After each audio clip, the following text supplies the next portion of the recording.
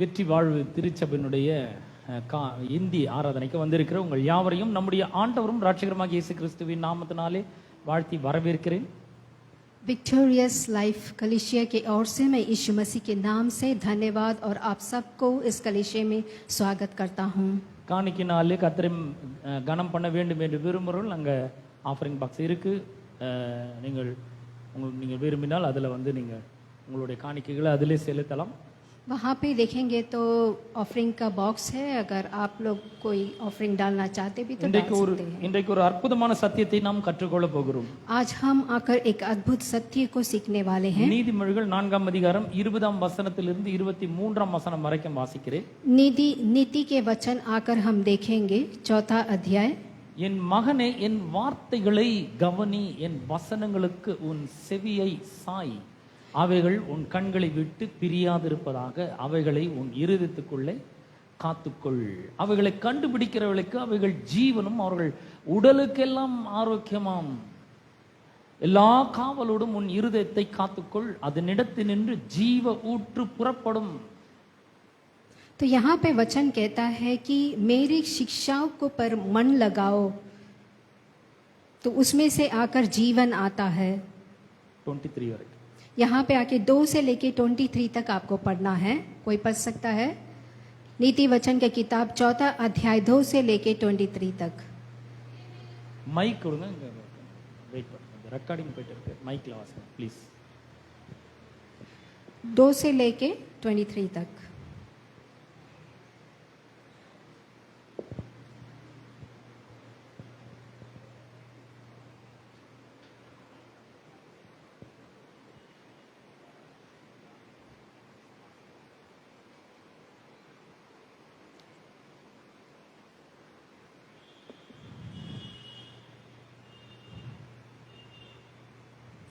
நீதிமொழிகள் 4ஆம் அதிகாரம் 20ஆம் வசனத்திலிருந்து 23ஆம் வசனம் வரைக்கும். यहाँ पे नीति वचन का किताब 4था चैप्टर 4 20 से लेके 23 तक पढ़िए. வாசிங்க. चैप्टर 4 20 से लेके. हे मेरे पुत्र, मेरे वचन ध्यान देकर सुन और अपना कान मेरी बातों पर लगा, क्यों इनको अपनी आंखों की ओट ना होने दे, वरन अपने मन में धारण कर, क्योंकि जिनको वे प्राप्त होती हैं वे उनके जीवित रहने का और उनके सारे शरीर के चंगे रहने का कारण होता है. 23. सबसे अधिक अपने मन की रक्षा कर, क्योंकि जीवन का मूल स्रोत वही है. 20ஆம் வசனத்திலே வேதம் சொல்லுது, என் மகனே என் வார்த்தைகளை கவனி. यहाँ पे हम 20वीं अध्याय में यहाँ पे वर्ड्स में देखते हैं, हे मेरे पुत्र मेरे वचन पर ध्यान दे.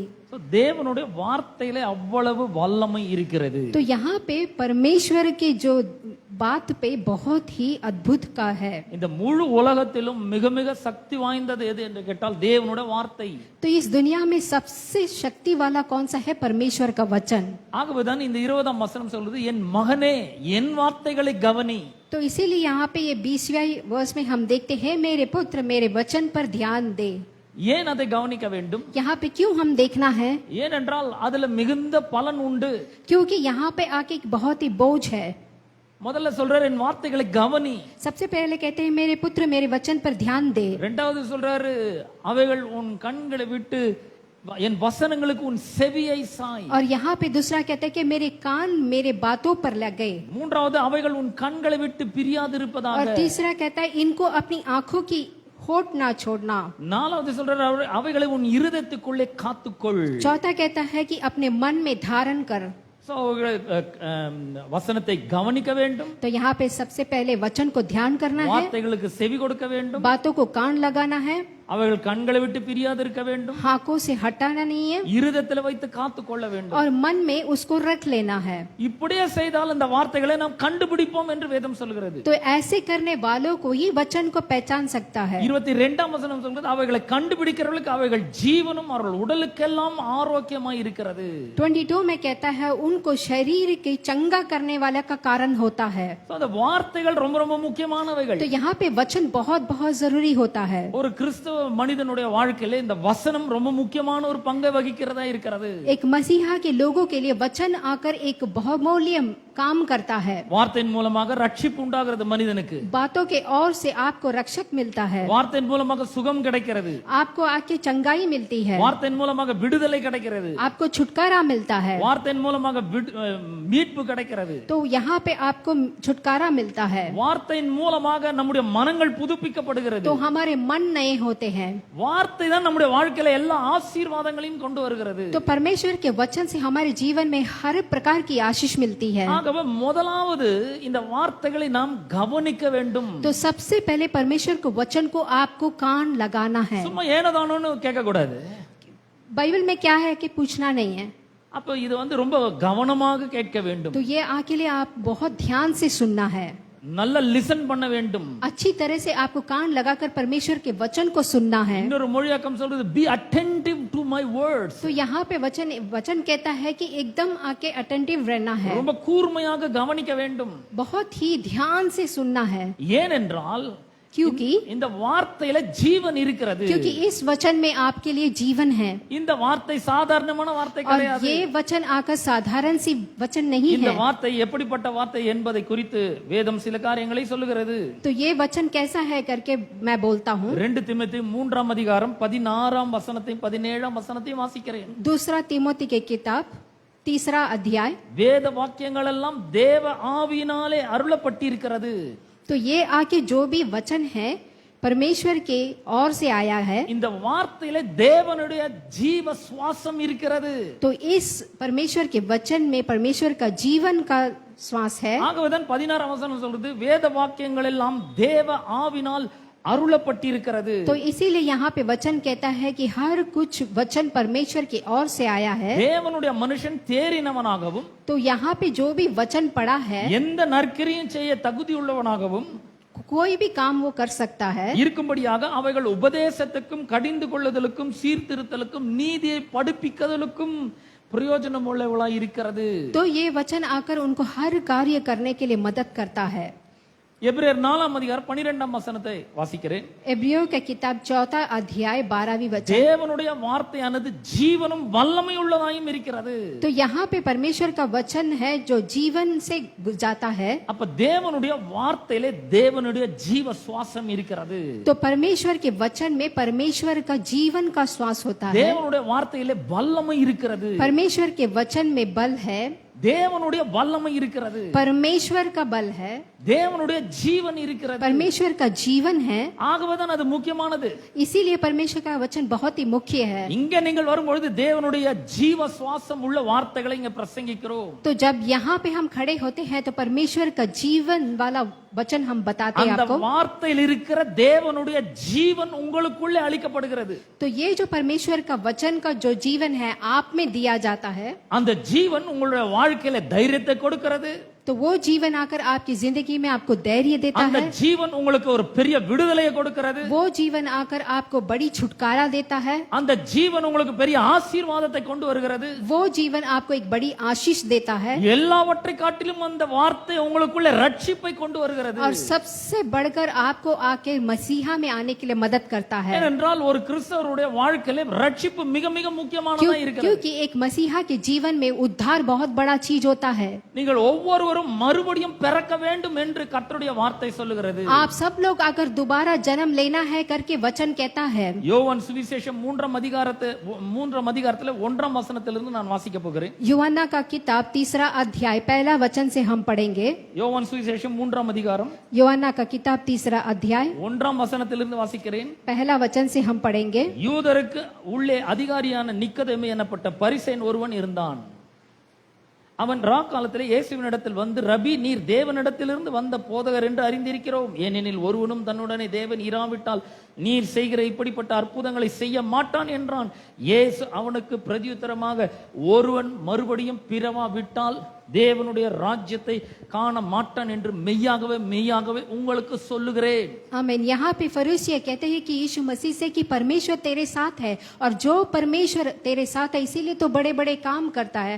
और यहाँ पे वचन कहता है जो दूसरे बार जन्म नहीं लेता है वो परमेश्वर के राज्य में कभी प्रवेश नहीं कर सकता। நிக்கோதேமு அந்த யூதருக்குள்ளே மிகப்பெரிய ஒரு அதிகாரியா இருந்தான். तो यहाँ पे आके निकोदेमुस एक बड़ा ही अधिकार அவன் था, பரிசேயனா இருந்தான். वो फरीसियों था, அவன் வேத வசனங்களை நன்றாக அறிந்திருந்தான். वो प्रभु के वचन को बहुत ही अच्छी तरह से जानता ஆனால் அந்த था, வசனம் உண்மையாக என்ன சொல்கிறது என்பதை அறியாதிருந்தான். लेकिन वो वचन सच में क्या कहता है वो जानता नहीं था। அவன் யூதருக்கு பயந்ததனாலே ராக்காலத்திலே இயேசுவின் இடத்துல வந்து அவன் சொல்லுகிறான், தேவன் ஒருவனுடன் இல்லாவிட்டால் இப்படிப்பட்ட நீர் செய்கிறமான அற்புதமான காரியங்களை ஒருவனும் செய்ய மாட்டான் என்று वो यहूदियों से डरता था और अकेले में आकर यीशु मसीह से कहता है कि अगर परमेश्वर तेरे साथ नहीं है तो तू इतने बड़े अद्भुत काम नहीं कर सकता है। நீங்கள் இந்த மாதிரி என்கிட்ட வந்து சொல்லும்போது அல்லேலூயா ஆமென் ஸ்தோத்திரம் என்று தான் நான் சொல்லுவேன். तो अगर आप आकर जब मेरे पास आकर कहते हैं मैंने ऐसे अद्भुत कार्य किए हैं तो मैं आमीन हालेलुया बोलूंगा, ஏனென்றால் இயேசுவை அவன் பாராட்டுகிறான். क्योंकि वो यीशु मसीह को तारीफ करता है। உம்மோடு கூட கர்த்தர் இருக்கிறார் என்று சொல்லுகிறான். वो कहता है कि परमेश्वर तेरे साथ है, நீர் தேவனிடத்திலிருந்து வந்த போதகர் என்று அறிந்திருக்கிறேன் என்று சொல்லுகிறான். तुम परमेश्वर के ओर से आया है करके वो कहता है। இது எவ்வளவு பெரிய ஒரு பாராட்டு பாருங்க. तो देखिए ये कितनी बड़ी बात है। ஆனால் இயேசு அவனை பார்த்து சொல்லுகிறார், ஒருவன் மறுபடியும் பிறவாவிட்டால் தேவனுடைய ராஜ்யத்தை காண மாட்டான் என்று சொல்லுகிறார். लेकिन यीशु मसीह देख के कहते हैं कि अगर कोई दूसरा जन्म नहीं लेता है तो वो परमेश्वर के राज्य में प्रवेश नहीं कर सकता। ஏன் இந்த வார்த்தையை கவனிக்க வேண்டும்? तो ये उस वचन पर हम क्यों कान लगाना है, ஏன் இந்த வார்த்தைக்கு செவி கொடுக்க வேண்டும்? क्यों हम इस वचन में ध्यान ஏன் देना இந்த है, வார்த்தைகளை கண்களுக்கு முன்பாக வைக்க வேண்டும்? क्यों इस वचन को हमें अपनी आंखों के ओर இந்த रखना है, வார்த்தைகளை ஏன் இருதயத்தில் வைத்து பாதுகாக்க வேண்டும்? क्यों इस वचन को हमें अपने हृदय में रखना है। இந்த வார்த்தையை வாசிக்காவிட்டால், இந்த வார்த்தையை நாம் விளங்கிக் கொள்ளாவிட்டால் நாம் பரலோக ராஜ்யத்துக்குள்ள நுழைய முடியாது, ரட்சிக்கப்படவே முடியாது. अगर आप इस वचन को पढ़ेंगे नहीं, अपने दिल में नहीं रखेंगे तो परमेश्वर के राज्य में प्रवेश नहीं कर सकते இங்க हैं। இயேசு சொல்கிறார் ஒருவன் மறுபடியும் பிறக்க வேண்டும். तो यहाँ पे यीशु मसीह कहता है कि एक आकर दोबारा जन्म लेना है।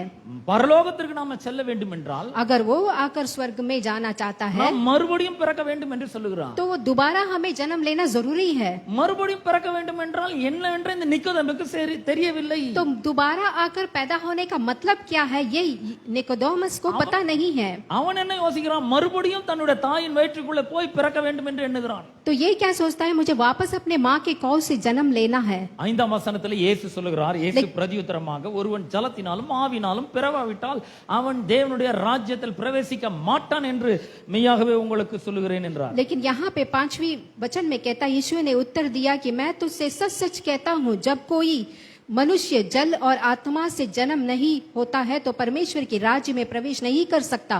மறுபடியும் பிறக்க வேண்டும் என்றால் तो दोबारा जन्म लेना है।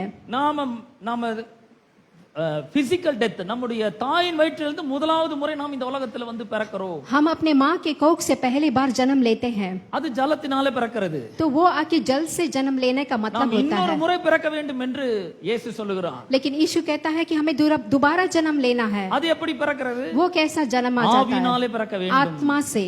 அப்ப மறுபடியும் நாம் பிறக்க வேண்டியது மிக மிக அவசியமா இருக்கிறது. तो हमें दोबारा जन्म लेना बहुत ही अवश्य है। நீங்கள் யாரா இருந்தாலும் சரி, आप किसी को भी ले लीजिए, நீங்கள் ஒரு கிறிஸ்தவ குடும்பத்தில் பிறந்திருக்கலாம், आप आके एक क्रिश्चियन के फैमिली में पैदा हुए होंगे, திருச்சபைக்கு ரெகுலரா போய் கொண்டிருக்கலாம், कलीसिया को लगातार जाते होंगे, நிறைய பிரசங்கம் கேட்டிருக்கலாம், बहुत सारे शुभ समाचार सुनते होंगे, நீங்கள் பெரிய பெரிய அற்புதங்களை செஞ்சிருக்கலாம், बहुत सारे अद्भुत कार्य किए होंगे। ஆனால் மறுபடியும் பெறாமல் பரலோக ராஜ்யத்துக்குள்ளே போக முடியாது. ये सब काम करके भी अगर आप दोबारा जन्म नहीं लेते हैं तो परमेश्वर के जगह नहीं जा सकते। மறுபடியும் பிறக்காமல் நீங்கள் பரலோக ராஜ்யத்தை காண முடியாது என்று இயேசு சொல்லுகிறார். दोबारा जन्म लिए बिना आप परमेश्वर के पास नहीं जा सकते हैं, वचन कहता है। ஆகவே இதை பற்றி கவனிக்க வேண்டியது ரொம்ப முக்கியமா இருக்கிறது. तो इस समय पे हमें इस चीज पर कान लगाना बहुत ही जरूरी है। எப்படி நாம் மறுபடியும் பிறக்கிறது? दोबारा हम कैसे जन्म ले सकते हैं? வேத வசனம் சொல்லுகிறது, वचन कहता है 1 பேதுரு पहला पत्रुस 1ஆம் அதிகாரம் पहला अध्याय 23ஆம் வசனம் சொல்லுகிறது, 23 पढ़ेंगे। அழிவுள்ள வித்தினாலே அல்ல,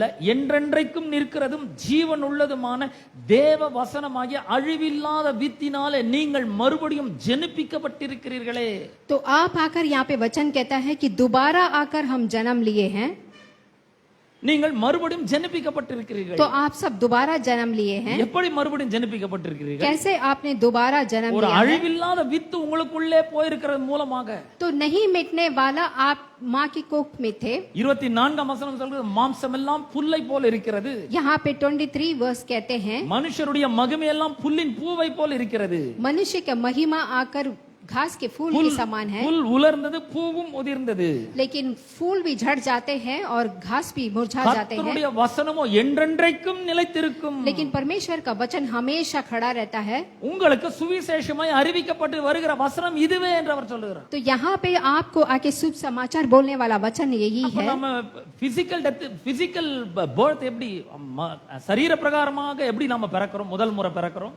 तो सबसे पहले हम कैसे आकर शरीर के प्रति कैसे जन्मा जाते हैं। ஒரு ஆணின் வித்து பெண்ணுக்குள் போகிறது மூலமாக அவர்கள் கருத்தரித்து பிள்ளை பெற்றெடுக்கிறார்கள். जब आकर एक लड़का लड़की मिलन होते हैं तो तब आकर जन्म होता है एक बच्चे का। மறுபடியும் பிறக்கிறது கூட அதே மாதிரி தான் நடக்கிறது என்று வேதம் சொல்லுகிறது. तो जब आकर दूसरा बार जब जन्म लेते हैं भी तो ऐसा ही होता है, कुछ वचन இந்த कहता है। இடத்துல அழிவில்லாத வித்து என்று சொல்லுகிறது. तो यहाँ पे नहीं मिटने वाला जो ஒரு वित्त होता விதை है, ஒரு விதை உங்களுக்குள்ளே போகிறதன் மூலமாக மறுபடியும் பிறக்கிறீர்கள். आपके अंदर जब एक बीज अंदर जाता है तभी आप दोबारा जन्म लेते हैं। அப்ப இந்த விதை என்பது என்ன? तो ये बीज क्या है? லூக்கா சுவிசேஷம் 8ஆம் அதிகாரம் 11ஆம் வசனம் சொல்லுகிறது, लूका का விதை किताब- தேவனுடைய வசனம். लूका की किताब 8वीं अध्याय में हम देखते हैं कि बीज आकर वचन है। 11ஆம் வசனம் 11 वचन। விதை தேவனுடைய வசனம். तो बीज क्या है? परमेश्वर का वचन है। இந்த தேவனுடைய வசனம் உங்களுக்கு உள்ளே போகிற மூலமாக நீங்கள் மறுபிறப்பு அடைகிறீர்கள். तो परमेश्वर का वचन जब आपके अंदर जाता है तब आप आकर दोबारा जन्म लेते हैं। யாக்கோபு இதை பற்றி எழுதும்போது 1ஆம் அதிகாரம் 21ஆம் வசனத்திலே அவர் சொல்லுகிறார், ஆகையால் நீங்கள் எல்லாவித அழுக்கையும் கொடிய துர்குணத்தையும் ஒழித்துவிட்டு உங்கள் உள்ளத்திலே நாட்டப்பட்டதாயும் உங்கள் ஆத்துமாக்களை ரட்சிக்க வல்லமுள்ளதாயுமா இருக்கிற வசனத்தை சாந்தமாய் ஏற்றுக்கொள்ளுங்கள். तो यहाँ पे याकूब का किताब कहता है कि आपके अंदर जो भी गंदगी है, जो भी बुरी चीजें हैं, उसे बाहर निकाल कर वचन को आप स्वीकार करें। இந்த வசனம் உங்கள் உள்ளத்திலே நாட்டப்பட வேண்டும். तो ये वचन आकर आपके अंदर एक बीज बोना है। இந்த தேவனுடைய வார்த்தை அழிவில்லாத வித்து உங்களுக்கு உள்ளே உங்களுடைய ஆவிக்குள்ளே போய் சேர வேண்டும். तो ये जो परमेश्वर का जो वचन है नहीं मिटने वाला आपके अंदर एक बीज बोना है। அப்பொழுது நீங்கள் மறுபடியும் பிறக்கிறீர்கள் तो என்று तब வேதம் जाकर आप சொல்கிறது. दोबारा जन्म लेते हैं। யாக்கோபு 1ஆம் அதிகாரம் 18ஆம் வசனம் சொல்கிறது, याकूब का पहला अध्याय 8वीं वचन कहता है, அவர் சித்தம் கொண்டு தம்முடைய சிருஷ்டிகளிலே நம் முதற் பலன்களாவதற்கு சத்திய வசனத்தினாலே அவர் நம்மை மறுபடியும் ஜெனிப்பித்தார் என்று வேதம் சொல்கிறது. तो यहाँ पे अपने वचन के जरिए दोबारा परमेश्वर ने हमें जन्मा है करके वचन कहता है। அப்ப ஆவியினாலே பிறக்க வேண்டும் என்றால் என்ன அர்த்தம்? तो यहाँ पे आके आत्मा के द्वारा जन्म लेने का मतलब क्या होता है? தேவனுடைய அழிவில்லாத வார்த்தை உங்களுக்குள்ளே நாட்டப்படுகிறதின் மூலமாக நீங்கள் பிறக்க வேண்டும். जो परमेश्वर का वचन कभी मिटता नहीं है, वो हमारे अंदर वो बीज बोना है। ஒருவேளை நீங்க யோசிக்கலாம், விதையை கொடுத்து இதை மண்ணுல நட சொன்னா நட்டுருவேங்க, இந்த உள்ளத்துல எப்படி நட முடியும் என்னால என்று நீங்கள் கேட்கலாம். आप सोचते होंगे कि मट्टी में आके हम बीज बो देंगे तो बो देंगे, लेकिन मन में कैसे हम बोएंगे? அது பரிசுத்த ஆவியானவர் செய்கிற வேலையா இருக்கிறது. लेकिन ये पवित्र आत्मा का काम होता है। ஏனென்றால் எபேசியர் 1ஆம் அதிகாரத்திலே 13-14 வசனங்கள் இப்படி சொல்லுகிறது. एफेसियन के किताब पहला अध्याय 13-14 வசனங்கள், நீங்கள் 13, உங்கள் 14 ரட்சிப்பின் சுவிசேஷமாகிய சத்திய வசனத்தை கேட்டு விசுவாசிகள் ஆன போது வாக்குத்தத்தம் பண்ணப்பட்ட பரிசுத்த ஆவிக்குள் முத்திரை போடப்பட்டீர்கள். तो यहाँ पे आकर आपको आके परमेश्वर का वचन आपके अंदर होने के कारण पवित्र आत्मा से आप चिन्ह पाए गए हैं। அடுத்த வசனமே சொல்லுகிறது, நாம சத்திய வசனத்தை கேட்கிறோம்.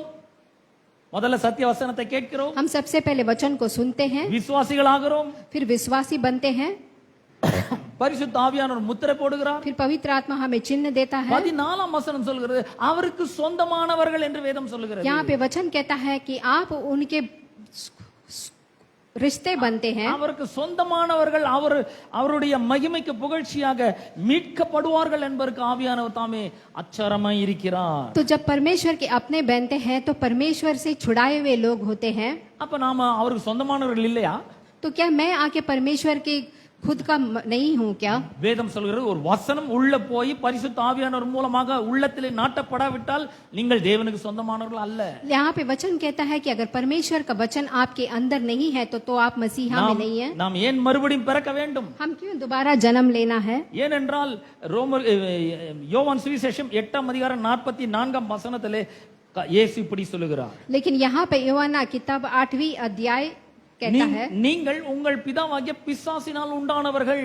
तो आप सब लोग आकर शत्रु के जरिए आए गए हैं. ரோமர் எழுதின நிருபம் 8ஆம் அதிகாரத்திலே நாம ரோமர் எழுதின நிருபம் 3ஆம் அதிகாரம் 23ஆம் வசனத்திலே வேதம் சொல்லுது எல்லாரும் பாவம் செய்து தேவ மகிமையற்றவர்களாகணும். तो यहाँ पे रोमियो का किताब 8वें अध्याय में हम देखते हैं कि सब लोग पाप करने के वजह से आकर परमेश्वर की महिमा ना हो पाया. ரோமர் எழுதின நிருபம் 5ஆம் அதிகாரத்திலே வேத வசனம் முன்பு நாம் எப்படி இருந்தோம் என்று சொல்லுகிறது. लेकिन यहाँ पे रोमियो के किताब पहले हम कैसे थे यहाँ पे बताया गया है. 5ஆம் அதிகாரம் 6ஆம் வசனம் சொல்கிறது அன்றியும் நாம் பலனற்றவர்களாய் இருந்தபொழுது கிறிஸ்து அக்கிரமக்காரருக்காக மரித்தார். यहाँ पे 5वीं अध्याय 6वें वचन में कहते हैं हम निर्बल ही थे तो महिमा ठीक समय पर भक्तहीन हो गया. ஆகவே நாம் எப்படிப்பட்டவர்களாய் இருந்தோம்? तो हम यहाँ पे कैसे थे? மறுபடியும் பிறப்பதற்கு முன்பாக நாம் எப்படிப்பட்டவர்களாய் இருந்தோம்? तो पहले हम जन्म लेने के पहले कैसे थे? பலனற்றவர்களாக இருந்தோம், निर्बल, அக்கிரமக்காரராக இருந்தோம். यहाँ पे भयहीन. 8ஆம் வசனம் சொல்லுது நாம் பாவிகளாய் இருந்தோம். और यहाँ पे 8वीं वचन कहता है कि हम सब लोग पापी थे. 10ஆம் வசனம் சொல்லுது நாம் தேவனுக்கு சத்துருக்களாய் இருந்தோம். और यहाँ पे 10वीं वचन कहता है कि हम परमेश्वर के लिए शत्रु थे. ரோமர் எழுதின நிருபம் 3ஆம் அதிகாரத்திலே நாம் இப்படி வாசிக்கிறோம். यहाँ पे रोमियो के किताब में हम ऐसा पढ़ते हैं. 10ஆம் வசனம் சொல்லுகிறது நீதிமான் ஒருவனாகிலும் இல்லை. 10वीं वचन कहता है कि यहाँ पे धर्म नहीं है. 11ஆம் வசனம் சொல்றது உணர்வுள்ளவன் இல்லை. यहाँ पे 11वीं वचन कहता है कि அதே 11ஆம் வசனம் சொல்கிறது தேவனை தேடுகிறவன் இல்லை. परमेश्वर को खोजने वाला कोई नहीं है. 12ஆம் வசனம் சொல்கிறது எல்லாரும் வழி தப்பி ஏகமாய் கெட்டு போனார்கள் என்று 12वीं अध्याय कहता है सब भटक गए हैं. நன்மை செய்கிறவன் ஒருவனும் இல்லை ஒருவனாகிலும் இல்லை. यहाँ पे भलाई करने वाला कोई भी नहीं है. அப்ப ஒருவர் கூட நல்லவர்கள் இல்ல. तो यहाँ पे कोई भी अच्छा नहीं है. யாரும் நீதியை தேடவில்லை. तो यहाँ पे कोई भी भक्तहीन नहीं है. யாருமே எல்லாரும் வழி தப்பி போய் तो இருக்கிறார்கள். सब लोग आके भटके हुए हैं. ஒருவன் கூட தேவனை தேடவில்லை. कोई भी परमेश्वर को खोजता ஒருவன் கூட नहीं है. உணர்வுள்ளவன் இல்லை, அண்டர்ஸ்டாண்டிங் ஒருவனுக்கும் இல்லை. किसी में भी समझदार नहीं है. பலனற்றவர்களாக இருந்தோம், निर्बल थे, பாவிகளாய் இருந்தோம், पापी थे. அக்கிரமக்காரராய் இருந்தோம், यहाँ पे தேவனுக்கு சத்துருக்களாய் இருந்தோம், यहाँ पे परमेश्वर को शत्रु थे. பிசாசினுடைய பிள்ளைகளாய் இருந்தோம், यहाँ पे शत्रु के बच्चे थे. பாவத்திற்கும் பிசாசுக்கும் அடிமைப்பட்டவர்களாய் இருந்தோம். पाप के लिए और शैतान के लिए यहाँ पे हम आके बोझ बन के थे. நம்மை நாமே பாவத்திலிருந்து ரட்சித்துக் கொள்ள நாம் சக்தியற்றவர்களாக பலனற்றவர்களாக இருந்தோம். तो हमें पाप से छुटकाने के लिए हम बलवीन थे. இப்படிப்பட்ட ஒரு சபைக்காக தேவன் தம்முடைய ஒரே பேரான குமாரனை இந்த உலகத்தில் அனுப்பினார். तो इन सब लोगों के लिए परमेश्वर ने अपने एकलौते बेटे को यहाँ पे भेजा. அவரை மனிதனாக அவதரிக்கும்படி செய்தார். यहाँ पे आके मनुष्य का जन्म लेकर आया. ஏனென்றால் ஒரு மனுஷன் பாவம் செய்து தேவ மகிமை அற்ற போயிருக்கிறான். क्योंकि यहाँ के मनुष्य काम करने के वजह से परमेश्वर को यहाँ पे महिमा नहीं है. ஆகவே ஒரு மனுஷனாக இந்த உலகத்திலே கடவுள் பிறக்க வேண்டும். इसीलिए आके एक मनुष्य जन्म लेना है. ஆகவே தான் இயேசு மேசியாவாக இந்த உலகத்திலே மனிதனாக அவதரித்தார். तो इसीलिए यीशु मसीह मनुष्य का रूप लेकर इस दुनिया में आया. அவர் 33 ஆண்டுகள் வாழ்ந்தார். 33 इयर्स इस दुनिया में जिए. 3 ஆண்டுகள் அவர் ஊழியம் செய்தார். 3.5 साल उन्होंने परमेश्वर के सेवकाई किया. கடைசியாக மனு வர்க்கத்தினுடைய பாவம் சாபம் வியாதிக்காக அவர் பாடுபட்டு கல்வாரி சிலுவையிலே ரத்தம் சிந்தினார். आखिरी में आके आपके और मेरे पापों से छुड़ाने के लिए क्रूस पे बलिदान हुआ. நீங்க ஒருவேளை யோசிக்கலாம் இவ்வளவு கொடூரமான ஒரு ரத்தம் சிந்துதல் தேவையா, இவ்வளவு பெரிய ஒரு கொடூரமான மரணம் தேவையா என்று கேட்கலாம். आप सोचते होंगे कि इतनी तरह से बुरी तरह से मरने की क्या जरूरत थी. அது மிகவும் அவசியமாய் இருக்கிறது. लेकिन वो बहुत ही जरूरी था. ஏனென்றால் ரோமர் 6:23 சொல்கிறது பாவத்தின் சம்பளம் மரணம். क्योंकि यहाँ पे रोमियो के किताब 6वें अध्याय यहाँ पे वचन कहता है நம்முடைய பாவத்துக்குரிய தண்டனையை கர்த்தராகிய இயேசு கிறிஸ்து கல்வாரி சிலுவையிலே तो ஏற்றுக்கொண்டார். हमारी पाप की सजा परमेश्वर ने क्रूस पे उठाया. இயேசு கல்வாரி சிலுவையிலே தொங்கின பொழுது यीशु मसीह जब क्रूस पे लटके गए थे அவர் மனு வர்க்கத்தினருடைய பாவத்திற்காக அவர் பாடுபட்டார். उसने आके हमारे पापों शाप के लिए अपने மனு जीवन दिया. வர்க்கத்தினுடைய பாவத்தை கழுவும்படியாக தம்முடைய விலையேற பெற்ற ரத்தத்தை சிந்தினார். हमारे पाप को धोने के लिए अपने बहुमूल्य रक्त को बहाया. பாவத்தின் சம்பளமாகிய மரணத்தை கொடூர மரணத்தை அவர் அனுபவித்தார். यहाँ पे वचन कहता है कि पाप का सजा आके அவர் मृत्यु. பாவம் செய்யவில்லை, उन्होंने पाप नहीं அவர் किया. வாயில வஞ்சனை காணப்படவில்லை, उन्होंने कोई बुरा काम नहीं किया. அவர் நீதி உள்ளவராய் இருந்தார், वो नीति वाले थे, தேவனுடைய குமாரனாய் இருந்தார். परमेश्वर का पुत्र था. அவர் பிசாசினுடைய பிள்ளை இல்ல, தேவனுடைய பிள்ளையா இருந்தார். वो कि शत्रु का नहीं परमेश्वर का बेटा था, உங்களையும் என்னையும் தேவனுடைய பிள்ளைகளாக்கும்படி அவர் பாவத்திற்காக மரித்தார். लेकिन आपको और मुझे परमेश्वर का पुत्र बनाने के लिए वो सूली पे चढ़ाए गए। அவர் மனுஷ ரூபம் எடுத்தார் என்று அப்போஸ்தலராகிய பவுல் பிலிப்பியர்கள் நிருபத்தில் अपोस्तल का சொல்கிறார். किताब कहता है कि वो मनुष्य का रूप लिए, அவர் ரத்தம் சிந்தினார். उन्होंने खून बहाया। அதை குறித்து அப்போஸ்தலனாகிய பேதுரு சொல்லுகிறார். यहाँ पे आके अपोस्तल के किताब कहते हैं, 1 பேதுரு 1ஆம் அதிகாரம் 18-19 வசனங்கள் இப்படி சொல்லுகிறது. यहाँ पे पहले पत्रुस 1ஆம் அதிகாரம் 18-19 உங்கள் முன்னோர்களால் பாரம்பரியமாக நீங்கள் அனுசரித்து வந்த வீணான நடக்கை நின்று பொன்னினாலும் வெள்ளினாலும் மீட்கப்படாமல் குற்றமற்ற மாசற்ற ஆட்டுக்குட்டி ஆகிய இயேசு கிறிஸ்துவினுடைய விலையேற பெற்ற ரத்தத்தினாலே மீட்கப்பட்டீர்கள் என்று அறிந்திருக்கிறீர்கள். तो यहाँ पे वचन कहता है कि तुम्हारे निकम्मे चाल चलन को बाप दादों के चला आता है और उससे तुम्हारा छुटकारा चांदी सोने से अर्थात नाशन वस्तुओं के द्वारा नहीं होता हुआ। நம்முடைய வாழ்க்கையில பாவ கரை படிந்தவர்களாக நாம் இருந்தோம். तो यहाँ पे आके हमारे जीवन में पाप का एक நம்முடைய दाग வாழ்க்கையில है, சாபம் இருந்தது. हमारे जीवन में शराब है, நம்முடைய வாழ்க்கையில மரணம் இருந்தது. हमारे जीवन में मौत है, நம்முடைய வாழ்க்கையில சாபம் இருந்தது. हमारे जीवन में शराब है, நம்முடைய வாழ்க்கையில எதுவுமே சரியா இல்லை. हमारे जीवन में कुछ भी ठीक नहीं है। இந்த சீர்கெட்ட வாழ்க்கையை சீர்படுத்தும்படியாக தேவன் தம்முடைய குமாரனை இந்த உலகத்திற்கு மனிதனாக அனுப்பினார். तो इस बिगड़े हुए जीवन को सुधारने के लिए परमेश्वर ने अपने एकलौते पुत्र को इस धरती पे அவரை भेजा, கல்வாரி சிலுவையிலே மரிக்கும்படி செய்தார். उन्हें क्रूस पे चढ़ाया गया, அவர் பாடுபட்டார். उन्होंने मुश्किल उठाया, அவர் விலையேறப்பட்ட தம்முடைய ரத்தத்தை சிந்தினார். अपने बहुमूल्य लहू को बहाया, ஜீவனை கொடுத்தார். अपने जीवन को दिया, மரித்து அடக்கம் பண்ணப்பட்டார். फिर बाद में गाड़े गए। அவர் மனு வர்க்கத்தினுடைய பாவத்துக்கான பரிகாரத்தை செய்து முடித்தார். तो ये कि हमारे लिए उन्होंने एक परिकार किया है, பாவங்களை போக்கும் பலியாக இயேசு கிறிஸ்துவை இந்த உலகத்திலே அவர் அனுப்பினார். हमारे पापों से छुड़ाने के लिए परमेश्वर इस दुनिया में मारे அவருடைய गए। ரத்தத்தினாலே நமக்கு பாவ மன்னிப்பு உண்டாயிருக்கிறது என்று எபேசியருக்கு எழுதின उसके நிருபத்திலே बहुमूल्य பவுல் लहू சொல்கிறார். से हमारे पापों के लिए एक मुक्ति है।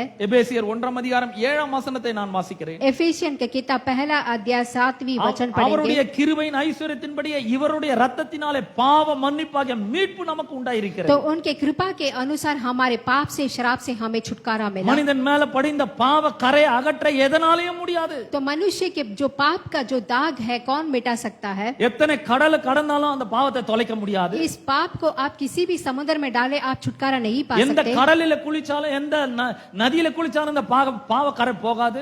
आप दुनिया की किसी भी नदी में जाके क्यों ना धोले तब भी आपका पाप का दाग आपको छोड़ा कि नहीं எந்த जाएगा। மிருகத்தையும் பறவையும் பலி கொடுத்து அந்த ரத்தத்தில் இந்த பாவ கரையை போக்க முடியாது. किसी भी जानवर और पक्षी को अगर आप बलि चढ़ाए तो आप उस पाप से आपको छुटकारा नहीं मिल सकता। நாம் செய்கிற எந்த தியாகத்தின் நிமித்தமும் இந்த பாவ கரை போகாது. आप किसी भी प्रकार का कोई भी सैक्रिफाइस क्यों ना करें आप दाग से नहीं छुटकारा मिल தேவன் सकता। மனிதனாக பிறக்க வேண்டும். लेकिन जब परमेश्वर यीशु मसीह आके मनुष्य का रूप लेना है பாவம் இல்லாத தேவனுடைய குமாரனாக அவர் பிறக்க तो வேண்டும். यहाँ पे आके यीशु मसीह जन्म लेना நம்முடைய है, விலையேற பெற்ற ரத்தத்தை மனு வர்க்கத்திற்காக சிந்த வேண்டும். अपना बहुमूल्य रक्त बहाना है। அவர் கல்வாரி சிலுவையிலே பாடுபட வேண்டும். तो वो आके क्रूस पे आके मुश्किल उठाना நம்முடைய है, ஜீவனை கொடுத்து மரிக்க வேண்டும். अपने जीवन को दे के मृत्यु उठाना அடக்கம் है। பண்ணப்பட வேண்டும். तो यहाँ पे ये काम करने के वजह से மூன்றாம் நாள் உயிரோடு கூட எழுந்திருக்க வேண்டும். तीसरा दिन जन्म जी उठना है। அப்பொழுதுதான் இந்த பாவம் மனுஷனுடைய பாவம் கழுவப்படும். तो तब जाके ही मनुष्य को इस पाप से छुटकारा मिलेगा।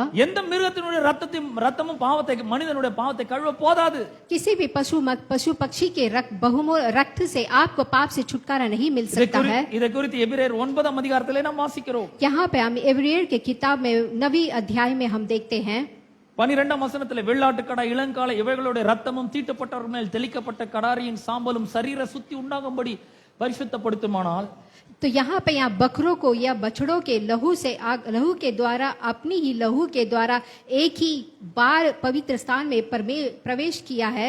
வெள்ளாட்டுக்கடா இளங்காலையில் ரத்தத்தினால அல்ல, तो यहाँ पे आके पशु पक्षी के रक्त से நம்முடைய नहीं, சொந்த ரத்தத்தினாலே நித்திய மீட்பை நமக்கு तो உண்டு यीशु பண்ணியிருக்கிறார். मसीह ने अपने खुद के लहू से हमें छुड़ाया है। ஆகவே நாம் பிசாசினுடைய பிள்ளைகளா இருந்தோம், पहले हम आकर शैतान के बच्चे थे, பலனற்றவர்களா இருந்தோம், निर्बल थे, அக்கிரமக்காரரா இருந்தோம், यहाँ पे आके बुरे काम करते थे, பாவிகளா இருந்தோம், पापी थे, சத்துருக்களா இருந்தோம் தேவனுக்கு. शत्रु थे परमेश्वर को। இப்படிப்பட்ட ஒரு ஆளை எடுத்து தேவனுடைய பிள்ளை ஆக்க வேண்டும். तो इन सब लोगों को आकर परमेश्वर का बच्चा बनाना है। எப்படி ஆவது? कैसे भी। இந்த தேவனுடைய குமாரனாகிய இயேசு கிறிஸ்துவினுடைய சுவிசேஷத்தை கேள்விப்பட்டு விசுவாசிக்கும் பொழுது நாம் ரட்சிக்கப்படுகிறோம், மறுபடியும் பிறக்கிறோம். आमीन। जब आकर हम परमेश्वर के इस वचन को सुनते हैं तो आकर हम दोबारा जन्म लेते இந்த हैं। மறுபிறப்பு தான் கிறிஸ்தவ வாழ்க்கையினுடைய முதலாவது படியாக இருக்கிற first step of the Christian life is born again तो ये दूसरा बार जन्म लेना ही एक मसीहा के लिए पहला काम होता है।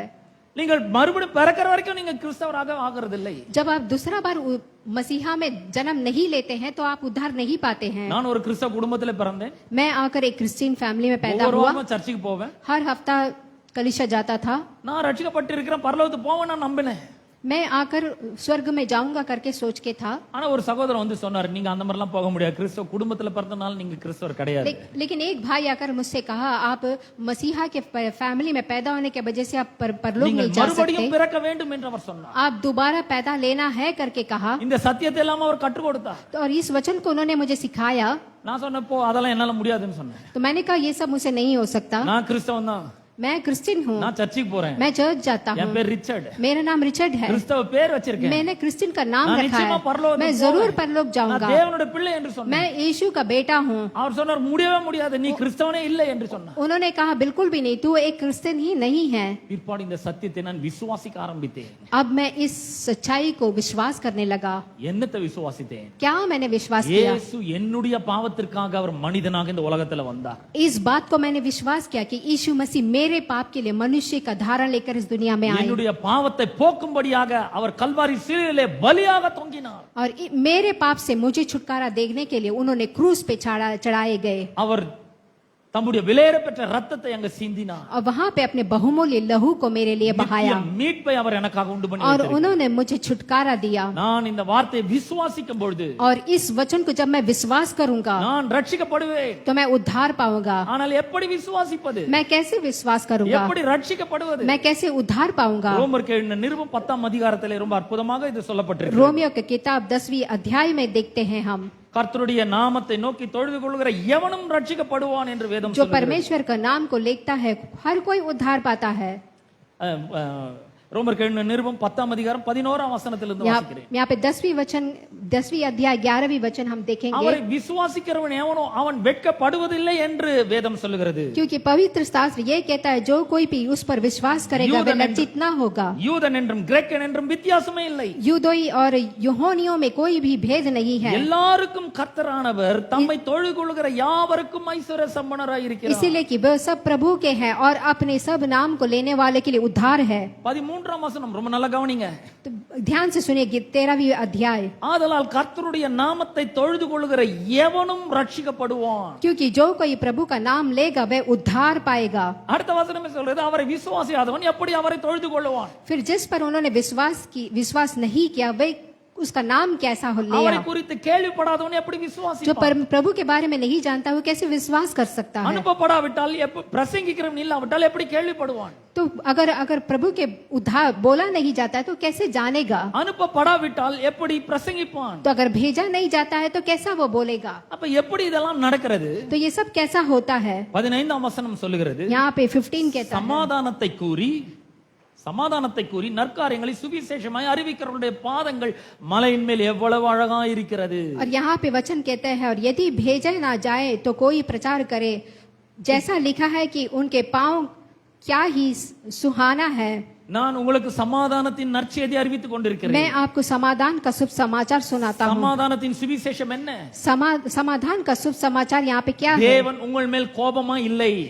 यही होता है कि परमेश्वर आपके ऊपर गुस्सा உங்கள் नहीं है। பாவத்திற்கான தண்டனையை அவர் உங்கள் மேல் சுமத்தவில்லை. आपके पाप का सजा आपको नहीं दिया। உங்கள் பாவத்திற்கான தண்டனையை இயேசுவின் மேல் அவர் சுமத்தினார். आपका पाप का दंड आकर यीशु मसीह को दे दिया। பாவத்தின் சம்பளம் மரணம். पाप का सजा आके मौत है। அந்த மரணத்தை நீங்கள் ஏற்றிருக்க வேண்டும். उस मौत को आपको देना था। அந்த மரண தண்டனை உங்களுக்கு கொடுக்கப்பட வேண்டும். वो मौत आपको लेना था। ஆனால் அதை இயேசுவுக்கு கொடுத்தார். लेकिन वो यीशु को दिया गया। உங்களை விடுதலையாக்கினார். आपको छुटकारा दे दिया। அவரை இடத்திலிருந்து தம்முடைய முகத்தை மறைத்துக் கொண்டார். तो वो आके अपने मुंह को छुपा लिया। உங்கள் பக்கமாக தம்முடைய முகத்தை திருப்பினார். अपने मुंह को आपके ओर रख दिया। பிரியமானவர்களே, தேவன் உங்கள் மேல் கோபமா இல்லை. देखिए प्रिय भाइयों बहनों, यीशु मसीह आपसे गुस्सा नहीं है। அவர் உங்களுடைய பாவங்களை நினைக்கவில்லை. वो आपके पापों को सोचता सोचता नहीं है। நிறைய பேர் என்ன யோசிக்கிறாங்க, என் வாழ்க்கையில நடக்கிற இவ்வளவு மோசமான காரியங்களுக்கெல்லாம் என்னுடைய பாவம் தான் காரணம். बहुत सारे लोग सोचते हैं कि मेरी जिंदगी में बुरे बुरे काम होने का कारण मेरा पाप है। நான் அந்த அளவுக்கு நல்லவன் இல்லை, मैं अच्छा नहीं हूँ, நான் யோகியன் இல்லை, मैं योग्य नहीं நான் हूँ, ஒரு பாவியா இருக்கிறேன், मैं एक पापी हूँ, கடவுளுக்கு விரோதமாக நான் பாவம் செய்திருக்கிறேன், परमेश्वर के विरोध में काम करता हूँ என் பாவத்தின் சம்பளத்தை தண்டனை நானே அனுபவிக்கிறேன், और मेरा पाप का जो भी सजा है मुझे लेना இந்த था। உலகத்துல கஷ்டப்படுகிறேன், इस दुनिया में मैं मुश्किल उठा रहा हूँ, வேதனைப்படுகிறேன், दुख उठा रहा हूँ, துக்கப்படுகிறேன், दुख उठा रहा हूँ, துயரப்படுகிறேன், मुश्किल उठा रहा हूँ, என் வாழ்க்கையில கண்ணீர் சிந்துகிறேன். मेरे जिंदगी में आंसू है, எல்லாவற்றுக்கும் காரணம் என்னுடைய வாழ்க்கையில் இருக்கிற பாவம் தான். लेकिन इस सब का कारण क्या है? पाप है। இல்ல இல்ல, வேதம் அப்படி சொல்லவில்லை. लेकिन देखिए भाई बहनों, वचन ऐसा नहीं வேதம் कहता है। அப்படியே வேற மாதிரி சொல்லுகிறது. वचन बिल्कुल उल्टा कहता है। வேதம் சொல்லுகிறது, वचन कहता है 2 கொரிந்தியர் 5ஆம் அதிகாரம் दूसरे कोरिन्थियन की किताब 17ஆம் வசனம் சொல்றது, இப்படி இருக்க ஒருவன் கிறிஸ்துவுக்குள் இருந்தால் அவன் புது சிருஷ்டியா இருக்கிறான், பழையகள் ஒழிந்து போயின, எல்லாம் புதிதாயின. जो कोई मसीहा में उसका पुराना वाला जो भी चीज है वो उसमें नहीं रहता और नई सृष्टि लेता है। நீங்கள் கிறிஸ்துவுக்குள் வந்து விட்டால் எல்லா பழசும் ஒழிஞ்சு போய் விடுகிறது, எல்லாம் புதிதாக்கப்படுகிறது. जब आप मसीहा में आते हैं, उद्धार आते हैं, तो आपकी पुरानी चीजें आपके जीवन से चली जाता है। பழகுகள் என்று சொன்னால் என்ன? पुरानी चीजें माने क्या होता है? உங்களுடைய கடந்த கால, நிகழ்கால, எதிர்கால எல்லா பாவங்களையும் இயேசு கிறிஸ்துவுடைய விலையேறப்பட்ட ரத்தம் கழுவி சுத்தமாக்குகிறது. सो आपका पिछला जो भी जीवन में जो भी है वो सारे प्रभु यीशु मसीह के लहू से धोया गया है। இந்த சுவிசேஷத்தை நீங்கள் கேள்விப்பட வேண்டும். जब प्रभु के वचन को आप सुनते हैं, தேவன் உங்கள் மேல் கோபமா இல்லை, परमेश्वर आकर आपसे गुस्सा नहीं அவர் है, உங்கள் பாவத்தை உங்கள் கணக்கிலே வைக்கவில்லை. वो आकर आपके पाप को अपने किताब में नहीं लिखा है। நீங்க யோசிக்கலாம், நான் எப்படி புது சிருஷ்டி ஆக முடியும், பழையது எப்படி ஒழிஞ்சு போக முடியும், எப்படி எல்லாம் புதிதாக முடியும் என்று யோசிக்கலாம். आप सोचते हैं कि मेरे पुराने जीवन में से कैसा जाएगा, मैं कैसे एक नया सृष्टि ले सकता हूँ, நான் புது சிருஷ்டி ஆவதுக்கு நான் எதுவுமே செய்யவே இல்லையே, और नया जीवन लेने के लिए मुझे क्या करना है, நான் எப்படி புது சிருஷ்டி ஆக முடியும்? मैं कैसा नया सृष्टि ले सकता हूँ। 18ஆம் வசனம் சொல்கிறது, இவை எல்லாம் தேவனாலே உண்டாயிருக்கிறது. लेकिन यहाँ पे 18वें वचन कहता है कि ये सब परमेश्वर के जरिए होता है, எல்லாவற்றையும் தேவன் செய்கிறார். और ये हर चीज परमेश्वर करता அவர் है। இயேசு கிறிஸ்துவை கொண்டு நம்மை தம்மோட ஒப்புரவாக்குதலின் உபதேசத்தை, ஊழியத்தை எங்களுக்கு ஒப்பு கொடுத்தார். तो यहाँ पे यीशु मसीह के जरिए हमें मिलाप करता है। இயேசு கிறிஸ்துவை கொண்டு தேவன் உங்களை அவரோடு கூட ஒப்புரவாக்கி இருக்கிறார். तो यहाँ पे यीशु मसीह के जरिए परमेश्वर ने आपको मिलाप किया है। ஒப்புரவாக்குதல் என்றால் என்ன? तो यहाँ पे मिलाप कर लिया का मतलब क्या 2 है? நபர்கள் இருக்கிறார்கள், 2 लोग हैं, ஒரு கணவன் ஒரு மனைவி இருக்கிறார்கள். एक पति है, पत्नी है, ஒரு வீட்ல பெரிய பிள்ளை இருக்கு, சின்ன பிள்ளை இருக்கு. एक घर में बड़ा बच्चा है, छोटा बच्चा, இவங்க 2 பேருக்கு இடையில ஒரு சண்டை வருது. तो दोनों के बीच में झगड़ा आता है, 2 பேரும் தப்பு செஞ்சிருக்காங்க. दोनों ने गलती किया है। ஒரு பொதுவான ஒரு ஆள் வந்து 2 பேரையும் சமரசம் பண்ணி வைக்கிறார்கள். तो एक आदमी आके दोनों को जुड़ाता है, मिलाप कराता है। தம்பி நீயும் தப்பு பண்ணிருக்க, நீயும் தப்பு பண்ணிருக்க, देखिए आपने गलती किया या आपने गलती किया, 2 பேரும் சமாதானமா போங்க, दोनों मिलाप हो जाइए, கை கொடு 2 பேரும் दोनों अपने हाथ दीजिए, போ அப்படின்னு சொல்றாங்க. जाइए। ஆனா இங்க தேவனுக்கும் மனிதனுக்கும் பிரச்சனை இருக்கிறது. तो यहाँ पे देखिए मनुष्य को और परमेश्वर को एक ये मुश्किल है। பரிசுத்தமுள்ள தேவனுக்கும் பாவியான மனுஷனுக்கும் பிரச்சனை. तो यहाँ पे देखेंगे तो यहाँ पे पवित्र परमेश्वर और पापी इंसान के बीच में एक यहाँ पे मुसीबत है। தேவனுக்கும் உங்களுக்கும் நடுவாக பாவம் ஒரு பிரிவினை உண்டாக்கி இருக்கிறது. तो यहाँ पे आकर परमेश्वर और आपके बीच में आके पाप आकर एक ஒரு பெரிய பிளவு तो உண்டாக்கப்பட்டிருக்கிறது. एक जुदाई दे रखा है यहाँ पे। ஆகவே பாவியினுடைய ஜெபத்தை கர்த்தர் கேட்க மாட்டார், அருவருக்கிறார். तो यहाँ पे पापी का जो प्रार्थना सुना नहीं जाता है। இப்ப இந்த பாவத்தை சரி பண்ண வேண்டும், तो अभी इस पाप को हमें ठीक இந்த करना है, பாவத்தை நிவர்த்தி செய்ய வேண்டும், इस पाप को हमें ठीक இந்த करना பாவத்தை है, கழுவ வேண்டும், इस पाप को धोना है, மனிதனை சுத்திகரிக்க வேண்டும், मनुष्य को शुद्ध करना है, அவனை தம்மோடு இணைத்துக் கொள்ள வேண்டும் என்று अपने தேவன் साथ விரும்புகிறார். मिलाना है। நான் சொல்றேன், உங்கள் ஒவ்வொருவரும் தேவன் தம்மோடு இணைத்துக் கொள்ள விரும்புகிறார். यहाँ पे हर एक भाइयों बहनों को परमेश्वर अपने அவர் साथ உங்களை लेना चाहता है। மிக அதிகமாக நேசிக்கிறார். वो आप सबको बहुत प्रेम करता உங்கள் है, பாவங்களை அவர் சரி பண்ணி இருக்கிறார், आपके पाप को ठीक करेगा, தம்முடைய ரத்தத்தினாலே கழுவி இருக்கிறார். आपके परमेश्वर के लहू से आपको धोया है। இங்க பாவமுள்ள மனுஷனையும் பரிசுத்தமுள்ள தேவனையும் இயேசு கிறிஸ்துவின் மூலமாக ஒன்றாக இணைத்திருக்கிறார். तो यहाँ पे आके पवित्र परमेश्वर और पापी इंसान को यीशु मसीह ने मिलाया है। பாவமுள்ள மனுஷனுக்கும் பரிசுத்தமுள்ள தேவனுக்கும் இடையே இருந்த பாவத்தை தம்முடைய விலையேற பெற்ற ரத்தத்தினாலே கழுவி तो சுத்தமாக்கினார். यहाँ पे पवित्र परमेश्वर और पापी इंसान के बीच में परमेश्वर ने लहू बहा के मिलाया है। 19ஆம் வசனம் சொல்றது, அது என்னவெனில் தேவன் உலகத்தாருடைய பாவங்களை எண்ணாமல் கிறிஸ்து இயேசுக்குள் அவர்களை தமக்கு ஒப்புரவாக்குதல் உபதேசத்தை எங்களிடத்தில் ஒப்புவித்தார். तो यहाँ पे 19 वर्ष कहता है कि यीशु मसीह ने अपने लहू बहाकर मनुष्य को और परमेश्वर का एक मिलाया है। நீங்க ஒருவேளை நினைக்கலாம், ஐயோ நான் இந்த பாவத்தை செஞ்சிருக்கேனே அந்த பாவத்தை செஞ்சிருக்கேனே. लेकिन आप सोचते हैं कि मैंने बड़े बड़े पाप किए हैं। ஆனா கர்த்தர் ஒரு நாள் உங்க பாவத்தை நினைக்கவே மாட்டேன்னு சொல்லி இருக்கிறாரு. आमीन। यहाँ पे यीशु कहता है कि आपके पापों को परमेश्वर आकर ध्यान में नहीं रखते हैं। தேவன் உங்கள் பாவங்களை எண்ணவில்லை. यहाँ पे आकर परमेश्वर आपके पापों को गिनती नहीं करता। கிறிஸ்துவுக்குள் உங்களை அவரோடு கூட இணைத்திருக்கிறார். परमेश्वर के साथ आकर यीशु मसीह आपको मिलाप करता है। ஆகவே தேவனும் நீங்களும் ஒன்றாக்கப்பட்டிருக்கிறீர்கள். तो यहाँ पे आकर परमेश्वर आप एक हुए हैं। தேவனுக்கும் உங்களுக்கும் இடையே இருந்த பாவம் என்ற நடுசுவர் தகர்க்கப்பட்டிருக்கிறது. परमेश्वर आपके बीच में जो पाप था, पाप की दूरियां थी, यीशु मसीह ने उसे ठीक कर இனி दिया। பாவத்தை குறித்து நீங்கள் கவலைப்பட வேண்டிய அவசியம் இல்லை. अब आकर आप पाप के बारे में चिंता ना करें। நீங்க யோசிக்கலாம் இந்த பாவம் என்ன ஆச்சு.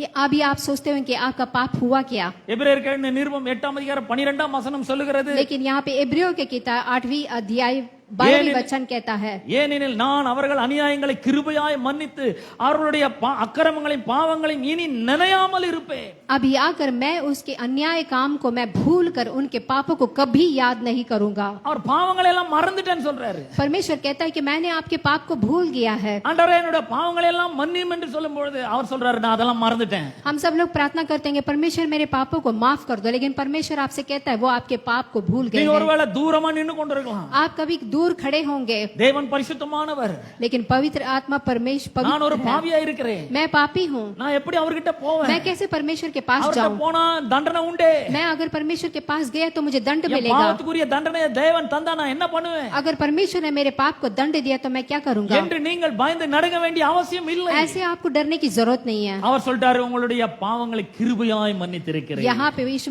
परमेश्वर कहता है कि आपके पापों को मैंने दया से खत्म कर दिया। அக்கிரமங்களை எல்லாம் கிருபையா மன்னிச்சிட்டேன். आपके जो भी अकर्म के कार्य है सबको माफ कर दिया। இனிமேல் அதெல்லாம் நான் நினைக்கவே மாட்டேன். इसके बारे में परमेश्वर कभी नहीं सोचेंगे। பிசாசு பொய்யன், அவன் மிகப்பெரிய ஒரு வஞ்சகன். அவன் தான் என்ன பண்றான், நம்மள வந்து பாவி என்று நினைப்பூட்டுகிறான். लेकिन देखिए शत्रु बहुत ही चालाक है, वो हमेशा हमको याद दिलाता है कि हम एक पापी इंसान है। தேவனிடத்தில் திரளான மன்னிப்பு உண்டுங்க. लेकिन परमेश्वर के पास बहुत ही बड़ी आकर आपको माफी है। தேவன் பாவத்துக்கான பரிகாரத்தை உண்டு பண்ணி வைத்து விட்டார். यहाँ पे आके हमारे पाप का परिणाम हमें दे दिया है। இனி நாம் தேவனிடத்தில் சேர்வதற்கு பாவம் ஒரு தடையாக இருக்கவே முடியாது. अभी आकर हम परमेश्वर के पास जाने के लिए पाप हमारे लिए एक रुकावट नहीं होगी। 1 யோவான் 1 அதிகாரம் 7 வசனம் சொல்கிறது, தேவனுடைய இயேசு கிறிஸ்துவுடைய ரத்தம் சகல பாவங்களையும் நீக்கி நம்மை சுத்திகரிக்கும். पहला यूहन्ना का किताब कहता है कि यीशु मसीह का लहू सारे पापों को धो दिया है। எல்லா பாவத்தையும் அது நீக்கி இருக்கிறது. सारे पाप को இயேசு கிறிஸ்துவுடைய ரத்தம் தொடர்ச்சியாக உங்களை கண்டினியூஸா கிளென்ஸ் பண்ணி கொண்டே இருக்கிறது. तो यीशु मसीह का जो बहुमूल्य लहू है वो लगातार आपको शुद्ध करता रहता இனி है। தேவனிடத்தில் நீங்கள் தைரியமாய் வரலாம். अभी आप आके परमेश्वर के पास एकदम धैर्य से आ सकते அவர் हैं। சொல்றார், தைரியமா வா. तो यहाँ पे परमेश्वर कहते हैं धैर्य से मेरे पास आओ। பாவத்தை நினைக்காத. आप आके पाप के बारे में नहीं நானே அதை सोचना, நினைக்க மாட்டேன். मैं उसके बारे में नहीं सोचूंगा அதெல்லாம் மன்னிச்சிருக்கேன். क्योंकि मैंने उसको माफ நீ किया है। மறுபடியும் பிறந்திருந்தால் तुमने दोबारा जन्म लिया है, நீ என்னுடைய பிள்ளையா இருக்கிறாய். तू मेरा बेटा है, तो அந்த அதிகாரத்தை நான் உனக்கு उस கொடுத்திருக்கிறேன். अधिकार को मैंने तुझे दिया பாவத்தை है। எல்லாம் மன்னித்திருக்கிறேன். मैंने तेरे पापों को क्षमा किया உன்னை है, என்னுடைய பிள்ளையாக மாற்றி இருக்கிறேன். तुझे मेरे बेटा बनाया நீ है, தைரியமாய் வரலாம். तू धैर्य से आया मेरे எபிரேயருக்கு पास। நிருபம் 4 அதிகாரம் 16 வசனம் சொல்றது, यहाँ पे इब्रियों का किताब कहता है 4वां अध्याय, ஆதலால் நாம் இரக்கத்தை பெறவும் ஏற்ற சமயத்திலே சகாயம் செய்யும் கிருபை அடையவும் தைரியமாய் கிருபாசன தண்டிலே சேர கடவோம். तो जो भी आकर कृपा पाए हुए है धैर्य से मेरे पास आ सकता है। தைரியமா வாங்கன்றாரு. धैर्य से आप परमेश्वर के पास आ सकते हैं। எபிரேயருக்கு நிருபம் 10 அதிகாரம் 19 வசனத்துல அவர் சொல்றாரு, ஆதலால் சகோதரரே நாம் பரிசுத்த ஸ்தலத்தில் பிரவேசிப்பதற்கு இயேசுவானவர் தம்முடைய மாம்சமாகிய திரையின் வழியாக புதிதும் ஜீவனுமான மார்க்கத்தை உண்டு பண்ணி இருக்கிறபடியா அந்த மார்க்கத்தின் வழியாக பிரவேசிப்பதற்கு அவருடைய ரத்தத்தினாலே நமக்கு தைரியம் உண்டாயிருக்கிறது. देखिए यहाँ पे वचन कहता है कि परमेश्वर ने आकर हमारे पापों को दूर कर कर हमारे लिए आके एक मार्ग तैयार किया है। பாவ மன்னிப்பை தயார் பண்ணி வச்சிட்டாரு. तो यहाँ पे पाप का जो माफी है हमारे तैयार किया है। உங்க பாவத்தை மட்டும் கிடையாது, आपके पापों को अकेले नहीं, அவர் முழு உலகத்தின் பாவத்தையும் சுமந்து पूरे தீர்த்திருக்கிறார். दुनिया के पापों को उन्होंने उठाया है। யோவான் சுவிசேஷம் 1 அதிகாரம் 28 29 வசனங்களே நாம் வாசிக்கிறோம். यूहन्ना का किताब 1 अध्याय में हम देखते हैं, இதோ உலகத்தின் பாவத்தை சுமந்து தீர்க்கிற தேவ ஆட்டுக்குட்டி.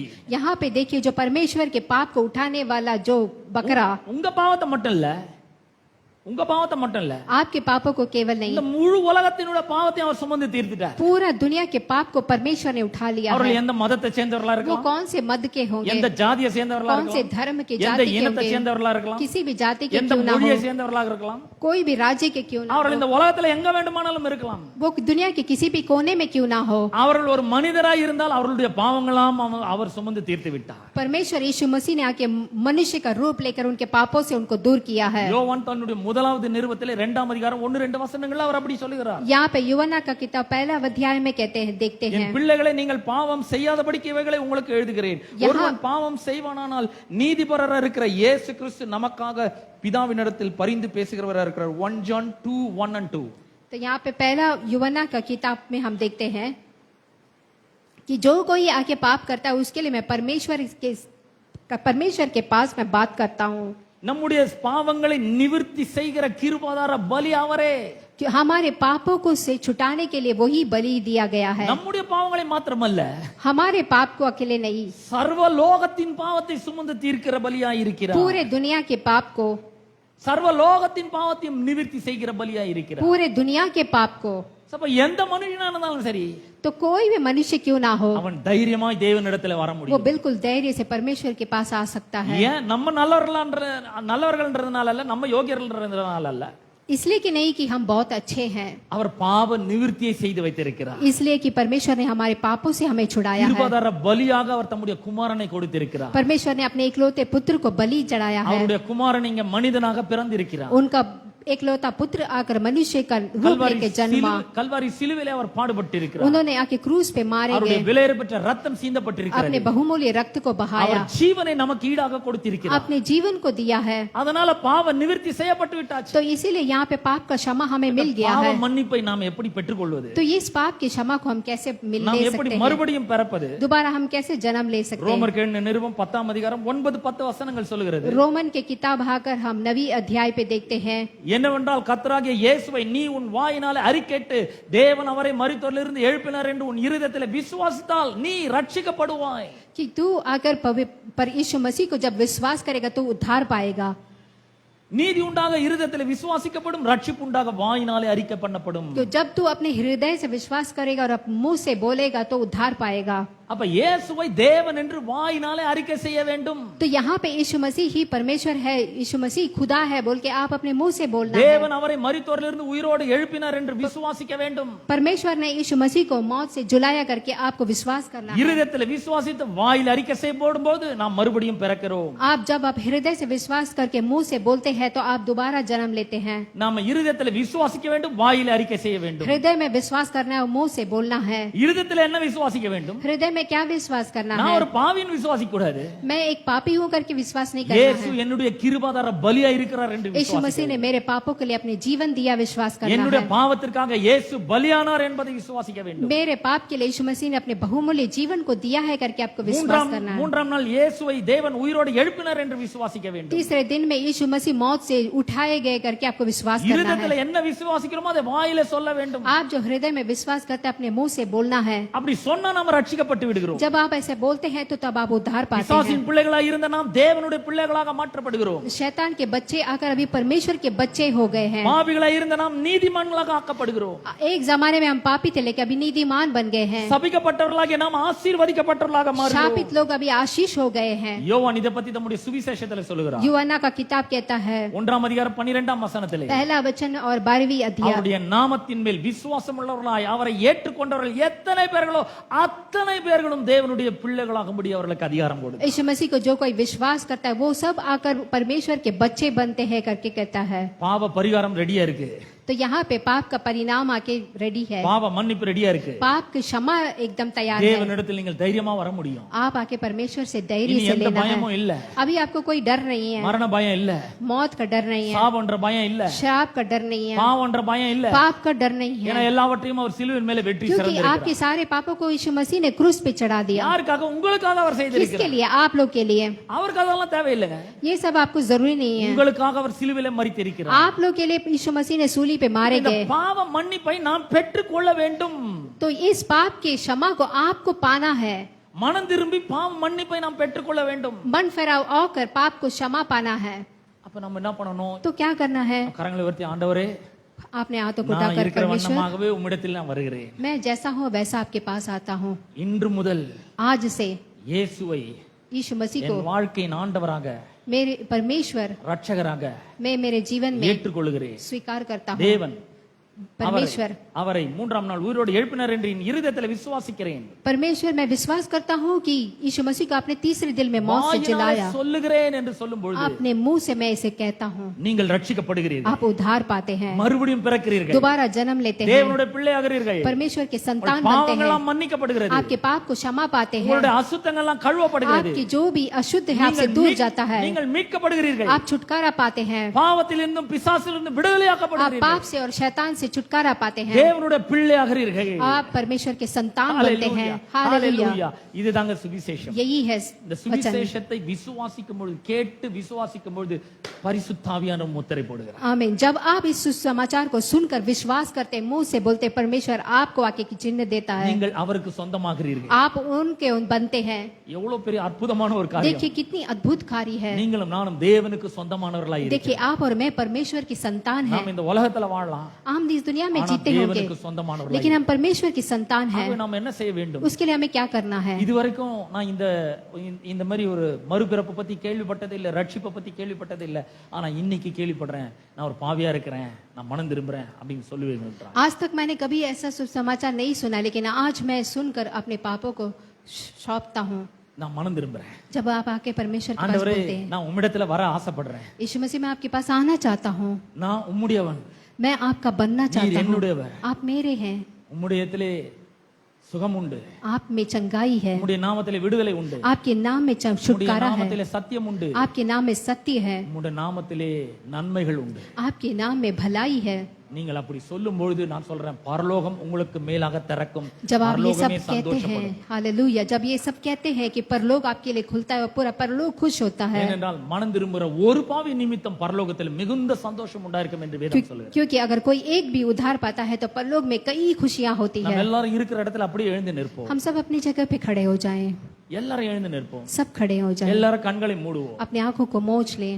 இன்றைக்கு கேட்ட சத்தியத்துக்காக கர்த்தருக்கு நான் நன்றி செலுத்துகிறேன். आज हम सुसमाचार के लिए परमेश्वर का இதுவரைக்கும் धन्यवाद करें. இந்த ரட்சிப்பின் வசனத்தை நான் சொன்னதே இல்ல. आज तक मैंने ऐसा वचन नहीं बोला है. இதுவரைக்கும் என்னுடைய பாவங்கள் மன்னிக்கப்பட்டிருந்த நிச்சயம் எனக்கு இல்ல. आज तक मेरे पाप को आके क्षमा किया मुझे नहीं पता.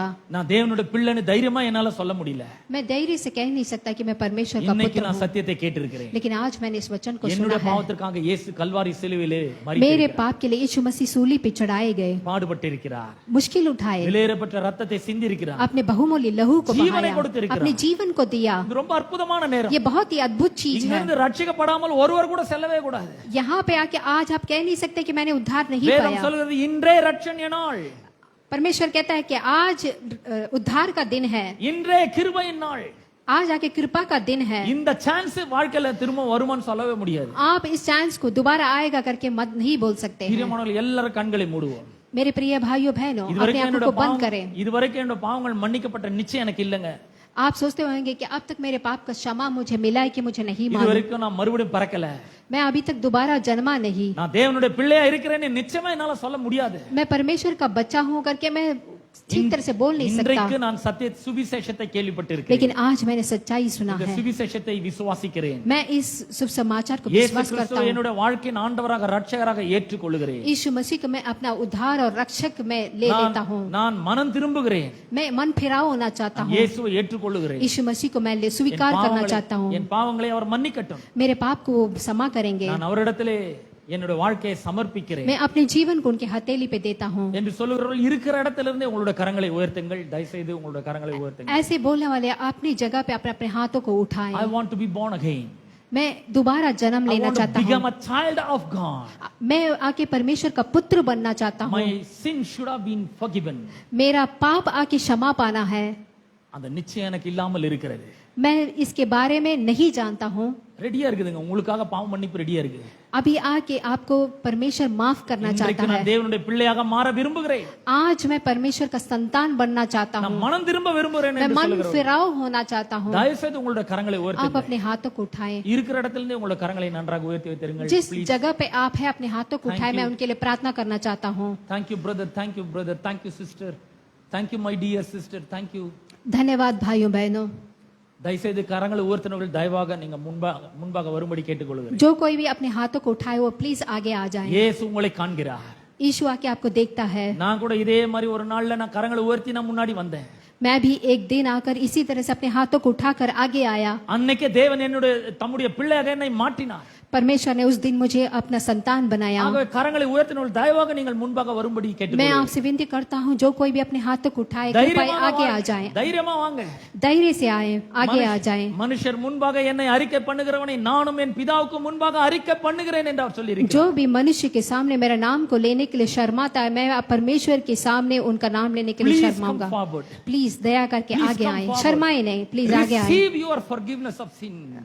आप अगर परमेश्वर का माफी come forward. उद्धार Please ले come लिए forward. आगे आ जाए। जो कोई भी हाथ उठाए आगे आ जाए। தைரியமா வாங்க, முன்னாடி வாங்க. शर्माए ना आगे आए। இயேசு உங்களை நேசிக்கிறார். यीशु मसीह आपसे प्रेम உங்களுடைய करता है। பாவங்களை கழுவ वो விரும்புகிறார். आपके पापों को छुटकारा देना चाहता உங்களை है। தம்முடைய பிள்ளையாக மாற்ற अपना விரும்புகிறார். संतान बनाना चाहता உங்கள் है। மூலமாக தம்முடைய வல்லமையை விளங்க பண்ண விரும்புகிறார். अपना उद्धार आपको देना चाहता உங்கள் है। மூலமாக அவருடைய நாமம் மகிமைப்பட வேண்டும் என்று விரும்புகிறார். आपके जरिए परमेश्वर का नाम की ऊंचाई होना चाहता है। முன்பாக வந்தவர்கள் தயவுசெய்து நான் சொல்ற ஜெபத்தை என் பின்னாடி திரும்ப சொல்லுங்க. जो कोई भी मेरे साथ आए हैं मैं जो प्रार्थना करता हूँ उसे दोबारा बोलिए।